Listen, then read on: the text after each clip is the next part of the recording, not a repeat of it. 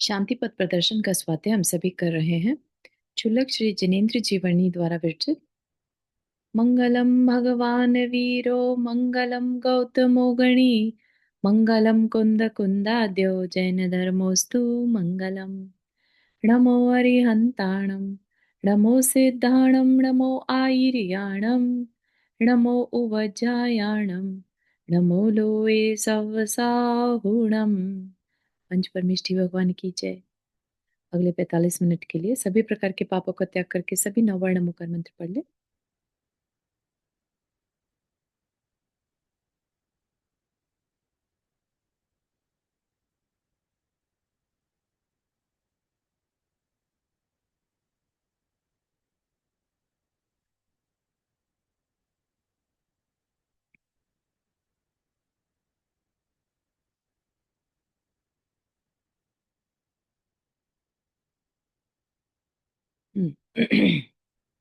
आज हम 7 तत्वों में से आखिरी तत्व मोक्ष तत्व, ठीक है।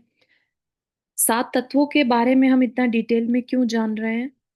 अगर हम विचार करें तो पता चलेगा कि मनुष्य बनना और मनुष्य बनकर जीवन जीना जो कि हम सभी कर रहे हैं, कोई बड़ी बात नहीं है। जिस तरीके का जीवन हम जी रहे हैं ना, वो एक पशु भी आराम से जी लेता है। कैसे? जो संज्ञाएं हैं, है ना, 4 संज्ञाएं होती हैं। आहार संज्ञा, भय संज्ञा, मैथुन संज्ञा और परिग्रह संज्ञा। तो ये संज्ञाएं कह लीजिए या अंदर की अर्जिज, ठीक है। अर्जिज के थ्रू सारे जीव जी रहे होते हैं, ठीक है। तो पशु भी पेट भरने के लिए खाता है, उसको भी डर लगता है तो वो अपना कुछ प्रोटेक्शन करेगा। उसको भी लगता है कि बस मैं कैसे थोड़ा बहुत इकट्ठा कर लूँ, सर्दियाँ आएंगी तो मुझे खाने को चाहिएगा तो इकट्ठा कर लूँ। ऐसे ही हम अपनी सोच के हिसाब से इकट्ठा करते हैं, है ना। और मैथुन हो गया दूसरे के साथ संबंध बनाने से। सभी करते हैं ये काम, ठीक है। पशु भी कर रहे हैं, मनुष्य भी कर रहे हैं, और अगर हम नारकी और देव तक जाएंगे तो वहां पर भी कुछ ना कुछ इनके अंश हमें मिल जाएगा, ठीक। तो ये सब तो सभी कर रहे हैं, फिर मनुष्य को इतना अच्छा क्यों कहा होगा? सोचने की बात है। मनुष्य एक ऐसा प्राणी है जिसके अंदर अपने को कंट्रोल करने की क्षमता है, ठीक है ना। ये चारों संज्ञाओं को कंट्रोल करना ही सबसे बड़ा टास्क है जीवन का, कि हम पूरा जीवन इसी में ही ना उलझे रह जाएं, ठीक है ना। तो जो पहला तत्व आता है जीव, है ना। तो जीव का मतलब यहाँ पर मनुष्य नहीं, जीव में सारे आ गए जीव, राइट। लेकिन एक मनुष्य एक ऐसा जीव है जो इन बाकी के तत्वों को पूरा पा सकता है, मोक्ष तक पहुंच सकता है। बाकी सबको कोई ना कोई रुकावट आ जाएगी। आश्रव भले ही सब कर ले, है ना, लेकिन संवर और निर्जरा एवं मोक्ष जो है वो सिर्फ और सिर्फ मनुष्य, वो भी कर्म भूमि का मनुष्य, ठीक। कर्म भूमि का ही मनुष्य क्यों? भोग भूमि का क्यों नहीं? क्योंकि भोग भोगते समय हम अपने कर्मों की निर्जरा नहीं कर सकते। शांति से हम भोग रहे हैं, इसका मतलब हम कर्म के फल को भोग रहे हैं, ठीक है ना। तो कर्म के फल को भोगना भी नए कर्म को बांधना होता है। भले ही बहुत मंद कर्मों का बंध हो उन्हें, लेकिन बंध तो होगा, है ना। वो पुण्य बांध लेंगे और कुछ नहीं तो, क्योंकि उनकी मंद कषाय है, किसी से झगड़ा नहीं कुछ नहीं, तो वो पुण्य बांधते रहेंगे और देवगति में चले जाएंगे, ठीक है ना। लेकिन एक कर्म भूमि का मनुष्य ऐसा है जो भोगता नहीं है, कर्मों पर विश्वास करता है, कर्म पुरुषार्थ करता है, ठीक है ना। कर्मों की जो प्रक्रिया है उसको समझ कर पूरा, और उसकी घटाने बढ़ाने की पूरी प्रोसेस को वो अपने जीवन में अपनाता है और अपने आप को मोक्ष तक लेकर जा सकता है। बाकी कोई नहीं कर सकता, ठीक है। तो उस अपेक्षा से हम अपने आप को बहुत भाग्यशाली समझे। वो अलग बात है कि पंचम काल में ऐसा होते हुए देख पाना बहुत मुश्किल है। मतलब मोक्ष तो कोई भी नहीं जा सकता, है ना। तो ऐसे में सोचिए, अगर हम चतुर्थ काल के मनुष्य होते तो पता चला हमारे नेक्स्ट डोर ही कोई मोक्ष चला गया, है ना। या हम वाकई में किसी ऐसे केवल ज्ञानी, हम जंगल में गए और हमें वहां कोई केवल ज्ञानी मुनिराज दिखाई दे गए, या ऐसे मनुष्य हैं जो बहुत मंद कसाई हैं और अपने अपने बस धर्म ध्यान में लगे हैं, कोई मतलब नहीं है ना। तो मनुष्य, चतुर्थ काल का जो मनुष्य था, उसकी इच्छाएं सामान्य मनुष्य की अपेक्षा, कह रहे हैं इन जनरल, कम थी। ठीक, थोड़ी बहुत कोई कोई तीव्र कषाय वाला हो सकता है, लेकिन वो 5% या 1% केस होगा। आज की तरह 60-70% या 80% नहीं। आज तो हर कोई, सबके अंदर पेशेंस की कमी है और सभी चिल्लाते हुए या अपनी इच्छाओं की पूर्ति करने में भाग रहे हैं। ठीक है ना। तो पंचम काल का ये बड़ा दुख है। और जिसने भी अपना मरण कर लिया शांत परिणाम के साथ, है ना।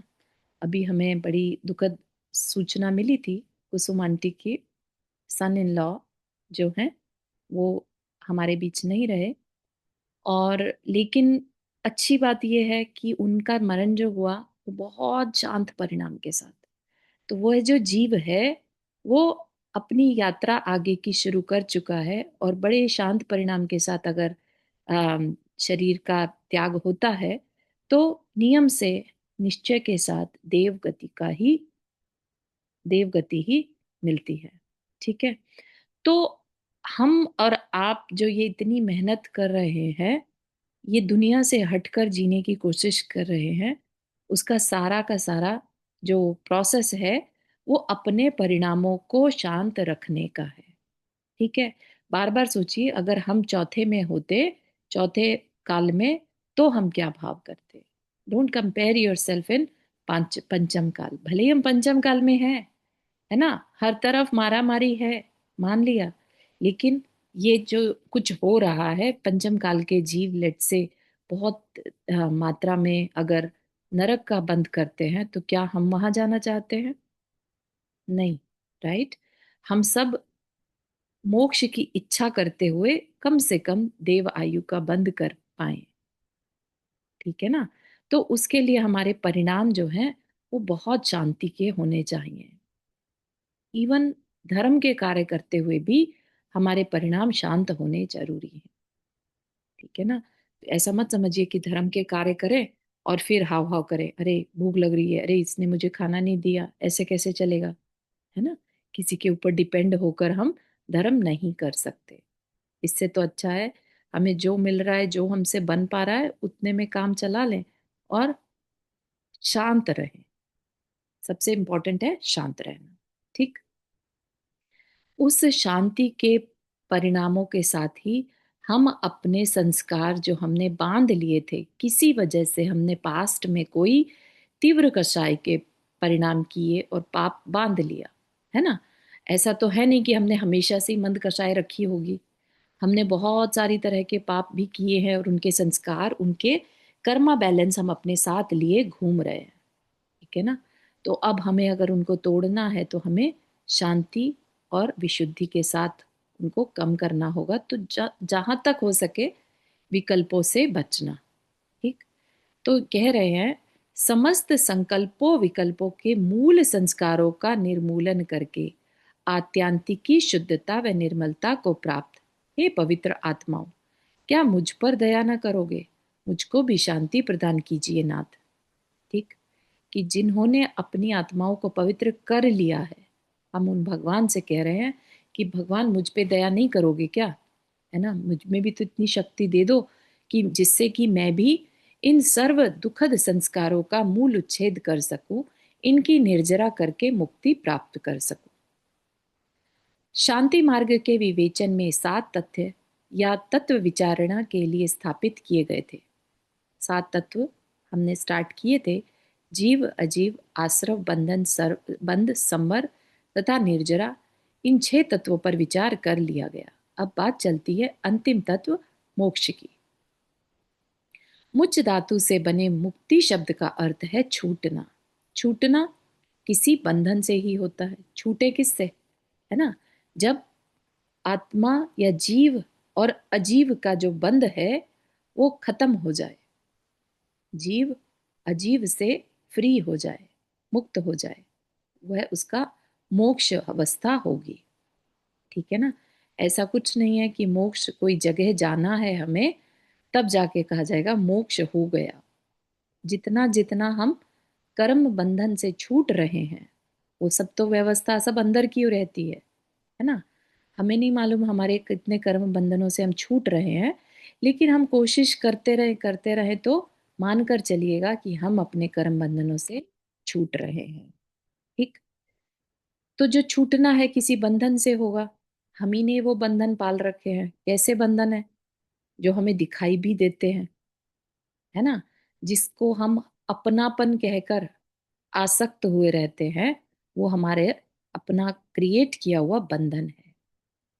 जिसे कहते हैं ना कि बेड़ियां बांध ली हमने, मोह की बेड़ियां। तो अब हम कहे अरे हम तो बंधे हैं, हम क्या करें, हम इस रिश्ते से बंधे हैं, है ना। लेकिन हमें ये ध्यान नहीं जा रहा है कि इससे बंधे तो हम खुद से हैं, अपने ही मोह के कारण। ठीक है, तो शांत बैठिए और चिंतन करिए ये मोह क्या है। ठीक है, पता चलेगा ये मोह और कुछ नहीं, मोहनीय कर्म है। जिसका जितना गाढ़ा मोहनीय कर्म, उसको उसके अंदर उतना ही मैं मेरा तू तेरा की बात बार बार अंदर विचार में आती रहेगी। ये जो अंदर के विचार चलते हैं ना कि मैं अपने लिए क्या करूं, मैं अपने परिवार के लिए क्या करूं, मैं शरीर के लिए क्या करूं, ये जो इतने विचार चल रहे हैं, ये चिंतन करिए कि ये मोह कर्म करवा रहा है। आत्मा में कोई विचार नहीं है, आत्मा किसी से बंधा नहीं रहना चाहती। फिर ये विचार कहाँ से आ गया मोह का? ये हमारे कर्म हमसे करवाते हैं, है ना। अगर ये ना हो तो हम मुक्त हो जाएंगे। और कर्म हमारा अहंकार नहीं चाहता क्योंकि उसका अस्तित्व खत्म हो जाएगा फिर। ठीक है ना। तो शांत बैठे, तो ये विचार करें कि ये जो विचार भी आ रहा है ना, ये मोहनीय कर्म करवा रहा है। आप समझिएगा, तब आपको रियलाइज होगा कि हम कर्म से कितना जुड़े हुए हैं। हमारे अस्तित्व में हमारे साथ कर्म किस तरह से जुड़ा है और कंटिन्यूअस हमें भुलावे में रखता है। ठीक है, ट्राई कीजिएगा। जो बंधा ही नहीं उसका क्या छूटना। गाय रस्सी से बंधी है, रस्सा खुलने पर उससे मुक्त हो जाती है। सिंह पिंजरे में बंद है, निकल जाने पर पिंजरे से मुक्त हुआ कहा जाता है। वन में स्वतंत्र विचरण करने वाले सिंह की क्या मुक्ति। बंदी गृह में पड़ा बंदी ही मुक्त किया जा सकता है, स्वतंत्र नागरिक नहीं। ठीक। तो इसका क्या मतलब है? मुक्ति या मोक्ष जिसे हम कहते हैं, मुक्ति तो तभी होगी ना जब बंधन होगा।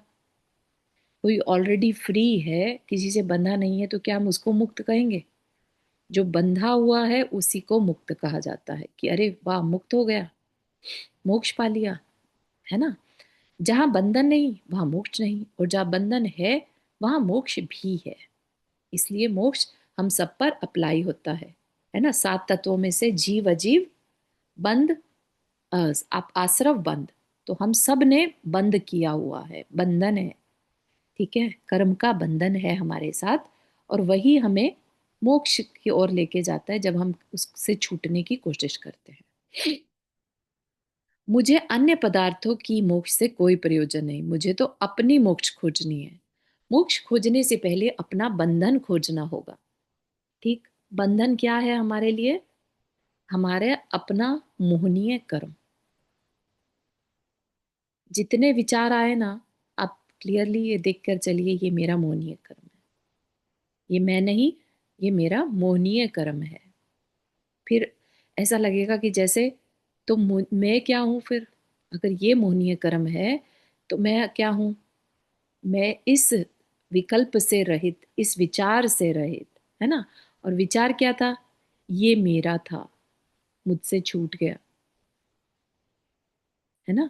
तो ये जो मेरा था और मुझसे छूट गया, ये विचार कहाँ से आएगा? ये मोहनीय कर्म करवाएगा। ठीक है। और आत्मा का क्या रहता है? मेरा कुछ है ही नहीं, है ना। रियलिटी में तो जो जीव है उसका अपना क्या है, हमने पहले भी पढ़ा था, स्व वो खुद है, बाकी सब कुछ पर है ना, पर से बंधा है। तो अगर वो पर से वो हटा दिया जाए वो विचार, तो कुछ बचेगा ही नहीं। हम तो सिर्फ देखने जानने वाले हैं ना। अब विचार कीजिएगा उस पर थोड़ा सा, कि हम क्या हैं, देखने जानने वाले, है ना। हम इन संयोगों को भी देख रहे हैं और इन वियोगों को भी देख रहे हैं। बाहर में खोजने पर तो कोई बंधन दिखाई देता नहीं। बंदी तो मैं हूं नहीं, कुटुंब आदि ने भी मुझे पकड़कर बैठा नहीं रखा। स्वयं मेरी कल्पनाएं ही बंधन है, और इसलिए इन कल्पनाओं से छूटने का नाम ही मोक्ष है। एक अभी एक रिसेंट एक मूवी आई है, अम, काली समथिंग लापता, है ना। अम, अभिषेक बच्चन की है वो। उसमें बिल्कुल यही चीज को यथार्थ रूप से दिखाया है कि वो अपने भाई बहनों के लिए जीता है। अचानक से उसे एक बीमारी हो जाती है जिसमें उसको कुछ याद नहीं रहता, है ना। भूलने सा लगता है, ऐसा पूरी तरह नहीं लेकिन भूलने सा लगता है। अब उसकी बीमारी पे खर्चा बढ़ जाता है। उसने अपने भाई बहनों की वजह से शादी भी नहीं करी कि उनका घर बस जाए, है ना। पेरेंट पहले से ही नहीं थे, तो उसने अपना सारा जीवन उनके लिए दे दिया। और जब वो खर्चा बढ़ गया तो भाइयों ने सोचा, अरे अब इस पे खर्चा करके क्या फायदा, इसके तो मरण निश्चित है, क्यों इस पे बेकार खर्चा करें, चलो इसे कुंभ के मेले में छोड़ आते हैं, है ना। और वो उसे ले गए और वहां पर छोड़ आए। ठीक है, तो बाद में उसे फिर रियलाइज हुआ। पहले तो वो बोलता रहा मुझे घर जाना है, मुझे घर जाना है, मैं घर से बिलोंग करता हूँ। तब किसी ने उसको जब बोध दिया, समझाया कि किस घर की बात कर रहे हो, उस घर की जो तुम्हें कुंभ में छोड़ा है, जो तुम्हें तुम्हारे कभी थे ही नहीं, है ना। तो ये तो उस पर्सन ने अपना मान रखा था, उनके साथ चिपका हुआ था कि वो मेरे हैं, बाकी सारी दुनिया मेरी नहीं है, मैं वो सिर्फ मेरे हैं। तो अम, इतना ज्यादा हम अपने आप को दूसरों से जोड़ कर रखते हैं, क्योंकि हम खुद डरते हैं उस चीज से कि हम अकेले रह गए तो, इस दुनिया में हमारा कोई नहीं होगा तो, है ना। जबकि सोल जो है वो बिल्कुल अकेली ही है। आप अकेला अवतरे, मरे अकेला होए। ठीक है ना। फिर हम क्यों इतना घबराते हैं उस अकेलेपन से। रुक्मणी आंटी आपने हाथ रेस किया। हाँ जैसे चारू, भाई मैं वैसे पिक्चर देखती नहीं, लेकिन ये पिक्चर सोच के लग रहा है कि देखनी चाहिए, तो तेरा नाम लिखना है इसका। जी बिल्कुल भेजूंगे। ठीक है, क्योंकि अच्छी थोड़ी सी हाँ जी, नॉलेज अच्छी वाली है, है तो। देखने लायक है, बहुत प्यारी सी बनाई है। हाँ आप तो भेजना इसका नाम, वैसे मैं पिक्चर देखती नहीं लेकिन ये देखूंगी। जी ओके, थैंक यू। जी। मैं इसको ग्रुप में शेयर कर दूं? हाँ, आपको मिल गया क्या? हाँ, मिल गया। बढ़िया। Yes please. ठीक है। तो बात ये है कि कुछ भी हम करें, देखें, हम अपने आप को बोध देते रहें, क्योंकि ये जो समय है ना, ये हार्ड है, बहुत हार्ड है। दुनिया एक तरफ जा रही है और इस तरह से हम बहाव के दूसरी तरफ जाने की कोशिश कर रहे हैं। ठीक है ना। तो इसलिए हमें एक दूसरे को सपोर्ट भी करना है, और एक दूसरे का स्थितिकरण जिसे कहते हैं ना, एक सोचे कि मैं कैसे रहूं अकेले, तो इतने सारे अपन लाइक माइंडेड पीपल हैं, तो अकेले कहाँ, है ना। तो उस तरह का एक भाव भी अपने अंदर आना चाहिए कि हम सभी तो अकेले हैं और हम सभी एक दूसरे के साथ भी हैं। ठीक है ना। तो हमारी खुद की कल्पनाएं ही बंधन है, और इसलिए इन कल्पनाओं से छूटने का नाम ही मोक्ष है। अर्थात अंतरंग में पुष्ट हुए संस्कार जिनके प्रेरित होकर मैं ये संकल्प विकल्प कर रहा हूं, उनसे छूटने का, उनके विनष्ट होने का नाम ही मेरी मुक्ति है। ठीक है, इसीलिए अन्य धर्मों में को देखते रहने को कहा गया। बस सांस को लेते देखते रहो। ठीक है। क्यों देखते रहो? कि उस समय अगर हम सांस पर अपना ध्यान लगा दें तो हमारा जो संकल्प विकल्प है वो बहुत कम हो जाते हैं, है ना। और अगर आ भी रहे हैं तो हम उनको भी देखने की कोशिश उस समय कर सकते हैं। तो ये एक प्रैक्टिस और की जा सकती है कि आप शांत बैठे और सिर्फ आती जाती सांसों को देखें, है ना। कोई विकल्प आए उससे हो सकता है वो आपको बहा कर ले जाए, वापस से अपने को एंकर कर लें सांसों के ऊपर। ठीक है, तो डेली की ऐसी कोई प्रैक्टिस अपन बना लें तो धीरे धीरे आप नोटिस करेंगे कि आप इन विचारों को ऑब्जर्व कर पा रहे हैं, है ना, और इनको एज अ कर्म देख पा रहे हैं, अपने से अलग देख पा रहे हैं। ये बहुत जरूरी है, क्योंकि जितने भी विचार आते हैं दिन भर में, ये सब के सब हमारे कर्म के कारण आते हैं। कोई भी इसमें से मेरा विचार नहीं है, क्योंकि आत्मा विचार करती ही नहीं है, वो सिर्फ देखने जानने वाली होती है। ठीक है ना। तो इतनी प्रैक्टिस अपन सबको करनी चाहिए, नहीं तो दुनिया की भागा भागी में तो सभी लगे ही हुए हैं। ठीक। इसका उपाय निर्जरा व तप के प्रकरण में आ चुका है, अर्थात संस्कारों से रहित अपनी स्वाभाविक पूर्ण स्वतंत्र तथा शांत दशा का नाम ही मोक्ष है। ठीक है, तो कहीं जाने का नाम मोक्ष नहीं है। अपने ही जैसे जैसे हम कर्मों से छूटते जाएंगे, समझिए हमारे अंदर शांति या मोक्ष की अवस्था प्रकट हो रही है। ठीक है, अभी तक क्या हो रहा था, मोक्ष के संबंध में जो कल्पनाएं अब तक की हैं वे सब झूठी हैं, क्योंकि वे शांति से निरपेक्ष हैं। उन कल्पनाओं का झुकाव शांति की ओर न जाकर जा रहा है लोक के शिखर पर, है ना। जैसे ही मोक्ष कहा, एकदम से सिद्धशिला का ध्यान आ जाता है। फिर ध्यान आता है, अरे वहां पर जाएंगे तो कैसे हमें मन ना लगा तो, है ना, वहां पर किसी और सिद्ध के पास से कोई स्मेल आ रही होगी तो, हमें ना अच्छा लगा तो, है ना। इस तरह की बातें दिमाग में आती हैं, कईयों के मन में आती हैं जब तक जानकारी ना हो तो। ठीक। तो कल्पनाओं में क्या आता है, लोक के शिखर पर या आकाश के किसी विशेष क्षेत्र की ओर, अथवा अनुमानतः किसी पत्थर की बनी हुई शिला की ओर, अथवा पहले से विराजमान अनेक शुद्ध आत्माओं की ओर, और इसलिए अनेकों संशय व संदेह उत्पन्न हो रहे हैं उनके संबंध में। भले ही मुख से कहता हुआ डरता हूं कि कहीं गुरु वाणी के प्रकोप का भाजन न बन बैठूं, पर इस तरह मुख बंद कर लेने से हृदय की शंकाएं तो टल नहीं जाती। बिल्ली के आने पर यदि कबूतर आंख मूंद ले तो बिल्ली तो टल नहीं जाती। अंतरंग में झुककर देख, कुछ इस जाति के अनेकों संशय भरे पड़े हैं वहां या नहीं, है ना। कैसे संशय, कहीं कभी कभी आ सकता होगा मन में, क्या रखा है मोक्ष में, कुछ न खाने को न पीने को, कुछ न बैठने को न सोने को, न चलने को न फिरने को, न सैर करने को, न सुसज्जित महल रहने को, और न मोटर न गाड़ी न जहाज घूमने को, न भाई बंधु बोलने को, न सुंदर स्त्रियां भोगने को, कुछ भी तो नहीं वहां। बैठे रहो मुख सिए, बराबर में अनेकों बैठे रहे वहां पर सब गुमसुम, मानो पत्थर के बुत गढ़कर बिठा दिए हों। यह भी कोई जीवन है। ज्ञान ज्ञान की रट सुनते हैं, पर क्या करें उस ज्ञान का, ओढ़े या बिछाएं। किसी को बताया तक न जा सके, कुछ नया आविष्कार निकाला न जा सके, हुआ ना हुआ बराबर, है ना। क्या है ये सोच रहे हैं सिद्ध शिला पर जाकर क्या ही मिल जाएगा, क्यों इतने एफर्ट मारने। आज इस उन्नति के युग में जब चारों ओर ज्ञान का चमत्कार दिखाई दे रहा है, ऐसे ज्ञान का क्या मूल्य।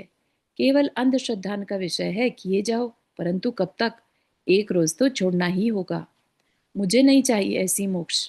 वर्तमान में क्या कमी है मेरे पास, बड़े बड़े महल, कीमती से कीमती वस्त्र अलंकार, घूमने को मोटर जहाज, बैठने सोने को खूब गद्देदार डनलप पिलो के सोफा सेट पलंग, खाने को स्वादिष्ट से स्वादिष्ट व्यंजन, भोगने को देवांगना सरी की स्त्री, बाल बच्चे और क्या नहीं।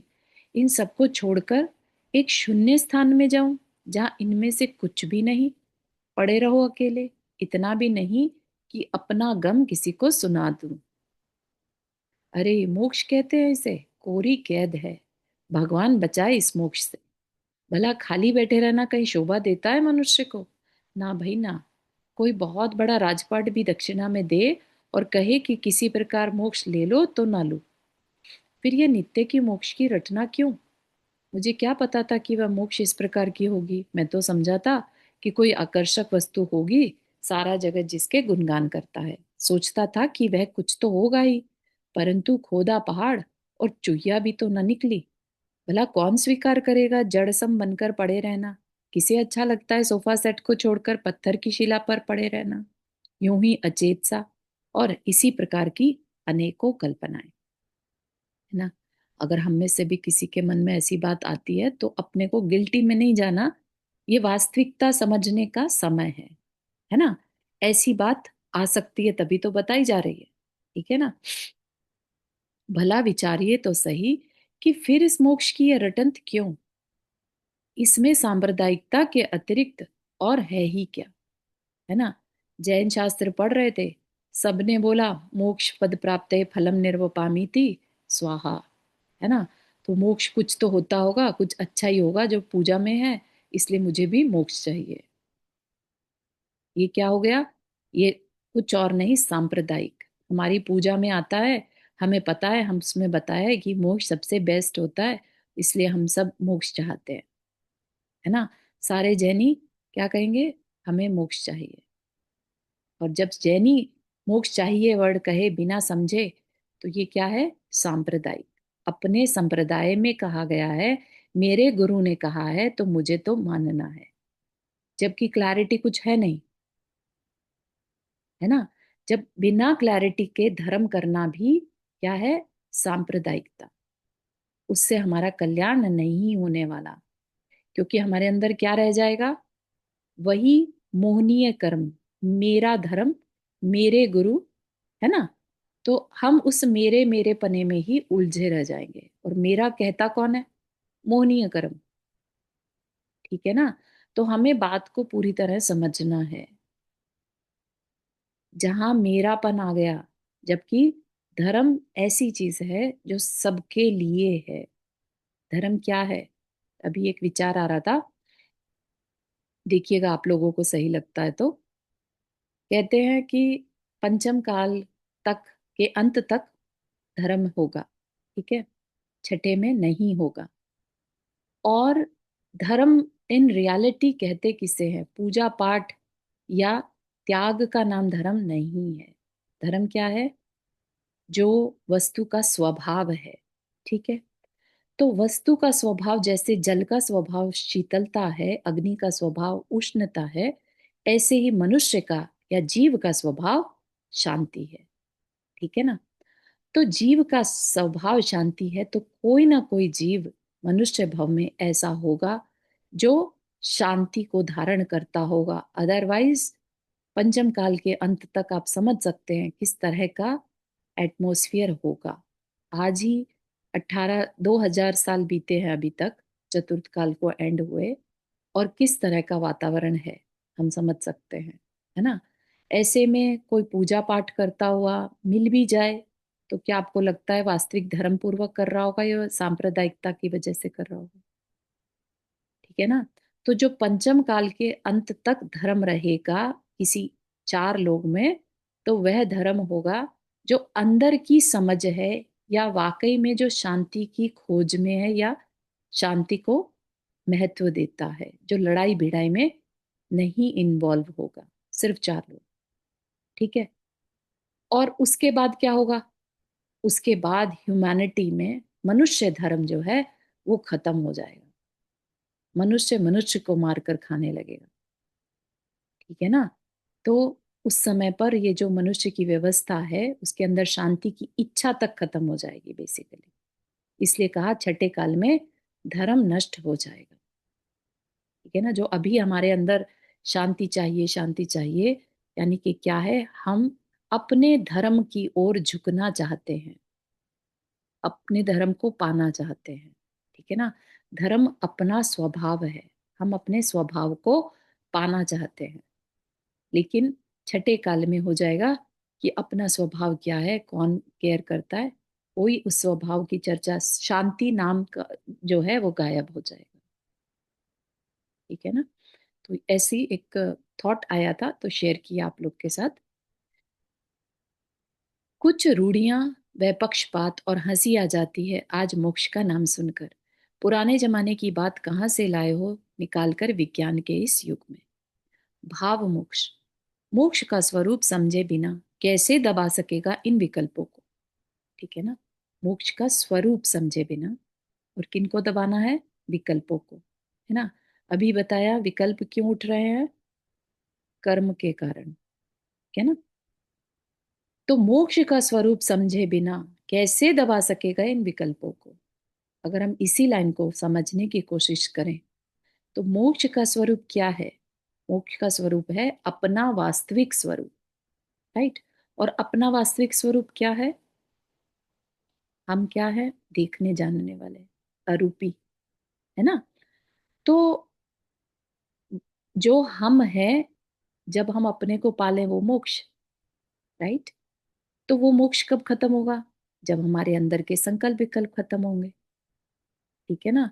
तो मोक्ष का स्वरूप समझे बिना हमारा मन भी कैसे होगा इन विकल्पों को दबाने का या खत्म करने का, है ना। क्यों मेहनत करें हम इतनी, क्योंकि हमें अपना वास्तविक स्वरूप समझ में आ गया, हम कौन है, तब तो हम मेहनत करेंगे। ठीक है ना। और ये बात कि हम कौन है, ये कहाँ से स्टार्ट होती है, श्रद्धान से। इसीलिए सम्यक दर्शन को सबसे पहले रखा मोक्ष के मार्ग में। सम्यक दर्शन ज्ञान चारित्राणी मोक्ष मार्ग।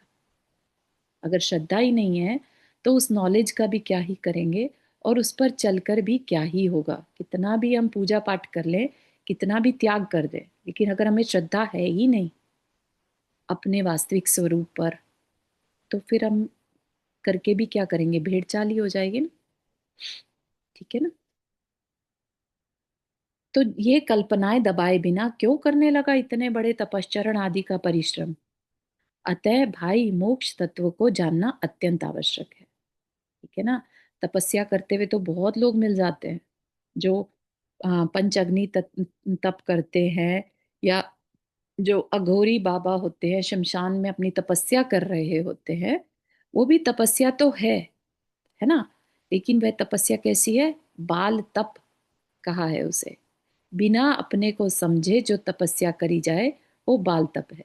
देव वो भी बन जाएंगे, तपस्या कभी वेस्ट नहीं जाती। लेकिन वो कैसे देव बनेंगे, मिथ्या दृष्टि व्यंतर देव बनते हैं। जो अपने को बिना जाने तपस्या करते हैं वो मिथ्या दृष्टि व्यंतर देव बनते हैं।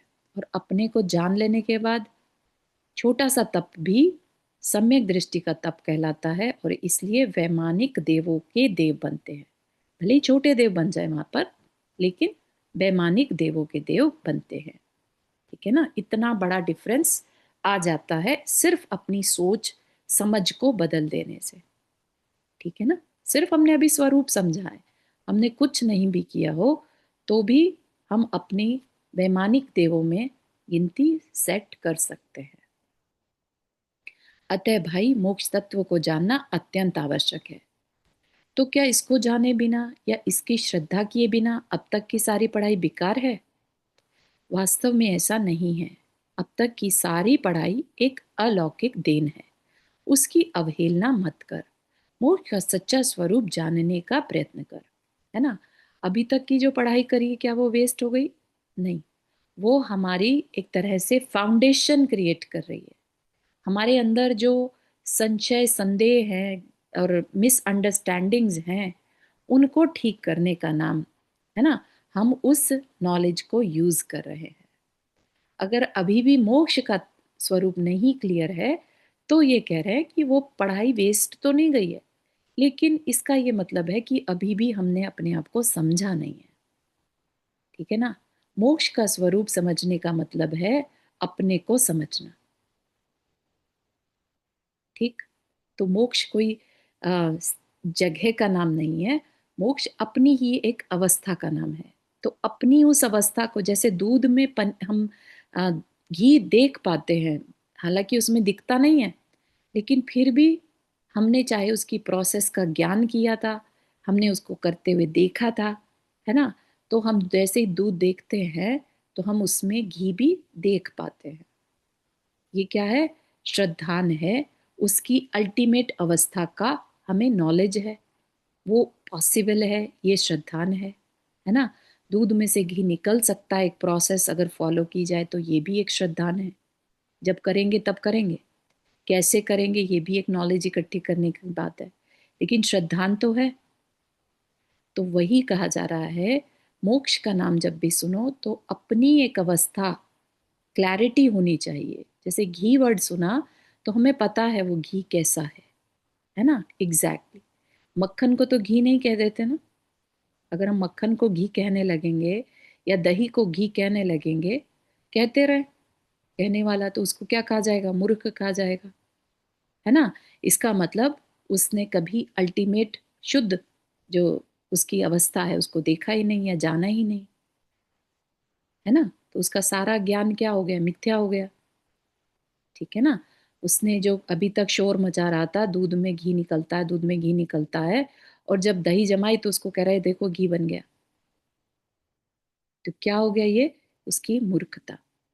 कभी भी वो घी पा नहीं सकेगा। तो इसलिए जो पाना है उसकी क्लैरिटी होना जरूरी है, ये कहा जा रहा है, ठीक है ना। तो मोक्ष क्या है, मोक्ष कोई जगह का नाम नहीं है, मोक्ष अपनी ही अवस्था है, ठीक।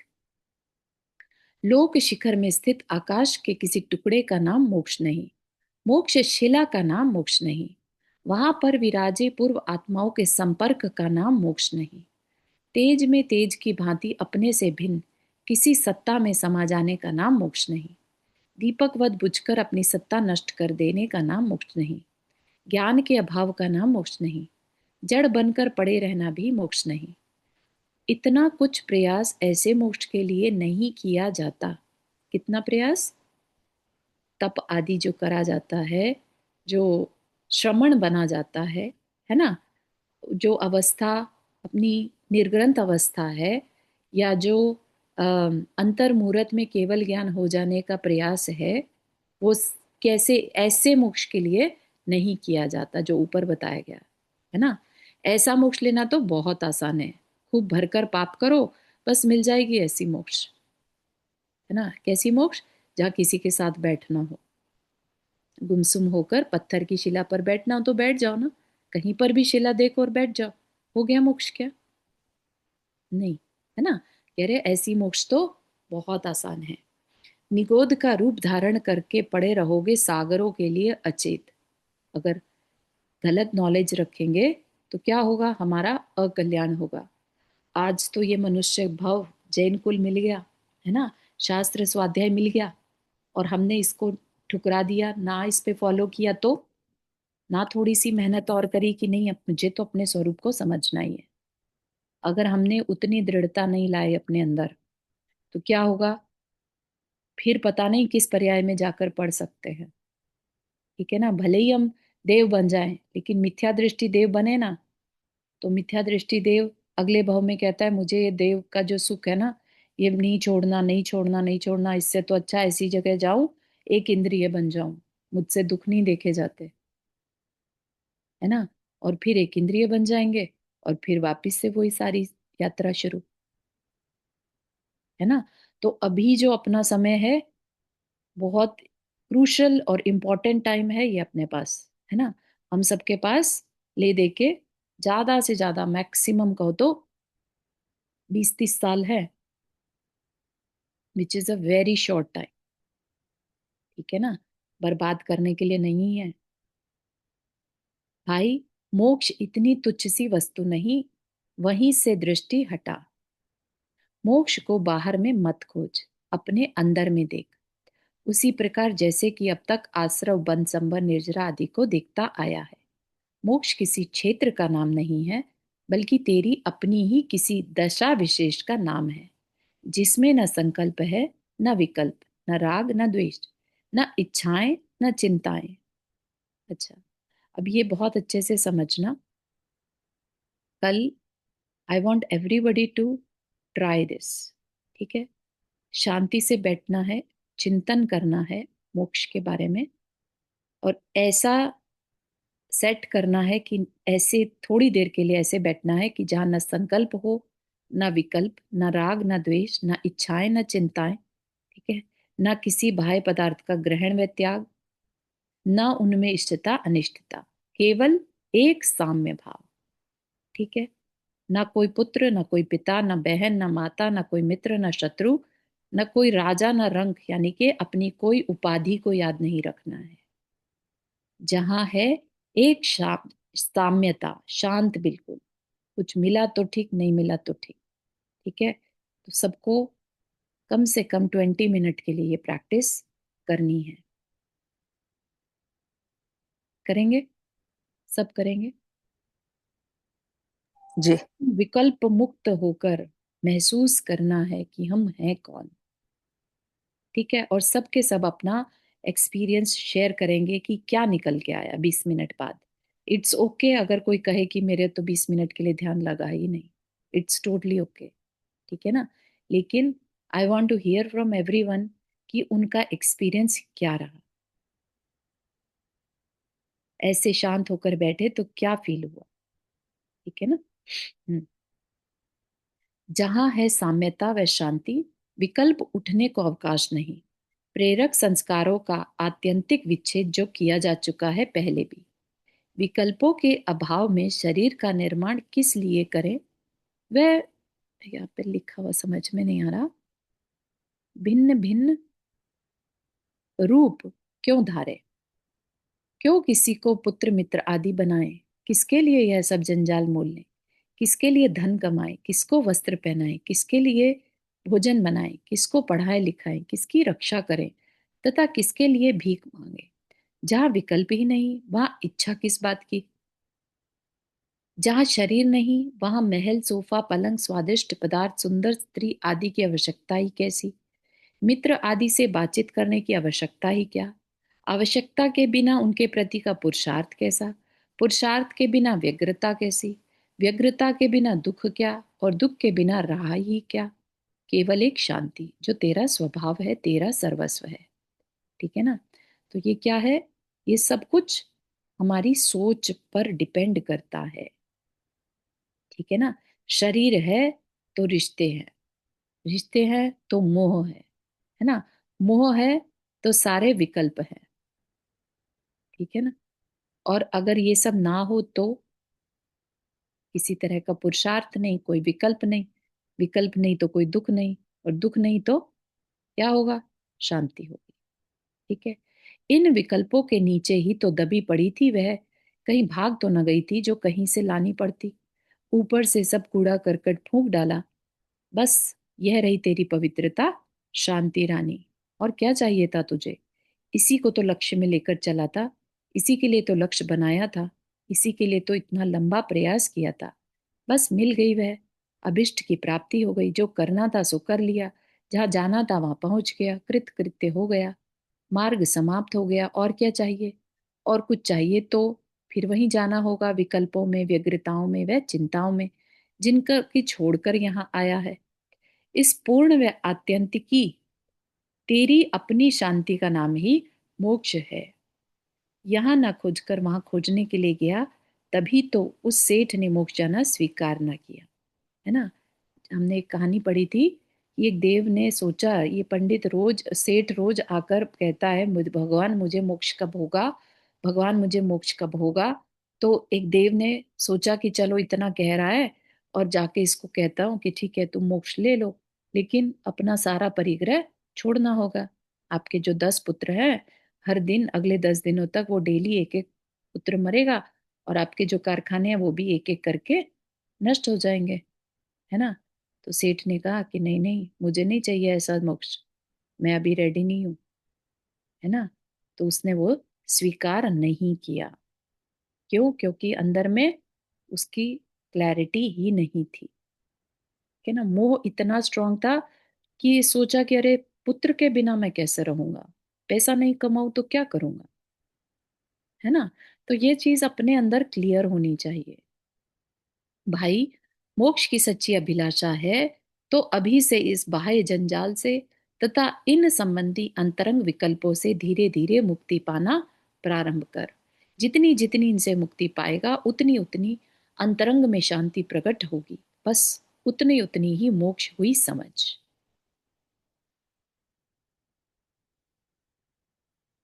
ठीक है ना। तो यहाँ तक हमारे 5 चैप्टर हुए। आप देखिए इसके बाद सम्यक दर्शन कहा, क्योंकि अगर हम तत्वार सूत्र जी का सूत्र देखते हैं तो क्या कहा? तत्वार्थ श्रद्धानम सम्यक दर्शनम। तत्व का श्रद्धान करना ही सम्यक दर्शन है। तो अब अगर हम ये कहें कि हमने जो 7 तत्व पढ़े हैं, हमें उसकी पूरी क्लैरिटी हो गई है, हमें पूरा श्रद्धान हो गया है, तब जाके तो हम सम्यक दर्शन के बारे में पढ़ें, समझें कि वाकई में अब क्या, व्हाट इज नेक्स्ट, है ना। हम 7 तत्वों को जाने नहीं, और हम बात करें, हम तो क्योंकि हम दृढ़ श्रद्धानी हैं, हम देवशास्त्र गुरु को मानते हैं, इसलिए हम सम्यक दृष्टि हैं। वो व्यवहार से सम्यक दृष्टि कहला सकता है, अंतरंग से नहीं। चारू जी, जी जो वहां पे अभी फेयर था ना, वहां पे क्या लिखा था? मेरे पास बुक है, मैं वो प्रिंट फोटो शेयर करती हूँ। हाँ, विकल्पों के अभाव में शरीर का निर्माण किस ओके। लिए करें? भिन्न भिन्न रूप क्यों धारे, हाँ, यही समझ में आ गया था। या और क्यों किसी को पुत्र मित्रादि बनाए, बिल्कुल सही, बढ़िया। और किसके लिए यह सब जंजाल मोल ले, हाँ, वो सब और क्लियर है इसके किसके आगे। लिए धन कमाए। हाँ ठीक है। बढ़िया, थैंक यू सो मच ठीक अनिता है, जी। Okay, no problem. ठीक है, तो सब अपना अपना काम करेंगे 20 मिनट्स का। सबको शांत होकर बैठना है, सांसों पर ध्यान देना है, और अगर कोई विचार आए तो उसको देखना है, उस पर उसके साथ बहना नहीं है, और बह भी जाओ तो वापस से सांसों पर आ जाओ। ठीक है, किसी को यहाँ तक के कोई प्रश्न?